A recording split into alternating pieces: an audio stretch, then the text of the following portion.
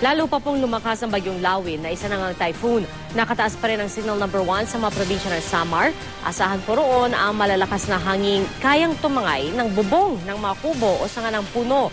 Huling namataan ng pag-asa ang mata ng Typhoon Lawin sa layong 310 kilometers east ng Katarman, Northern Samar. May lakas po ito ng hangin aabot sa 140 kilometers per hour at bugsong aabot ng 170 kilometers per hour. Kumikilos ito sa north-northwest na direksyon sa bilis na 7 kilometers per hour. At lumakas man ang bagyo, hindi na ito inaasahang maglandfall. Base po yan sa storm track ng Weather Central. Gayunman, dahil mabagal ay posible pa rin magbago ito ng kilos. Patuloy ring paiigtingin ng bagyo ang hanging habagat at sa Luzon. Thunderstorm ang inaasahang magdadala ng ulan bukas, lalo na sa hilagang bahagi.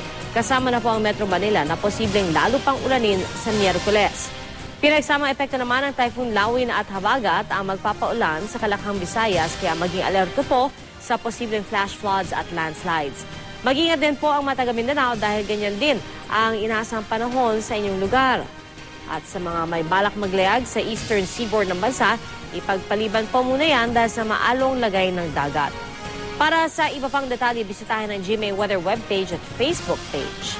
Ito po ang GMA Weather I Am Ready, serbisyong totoo ng GMA News.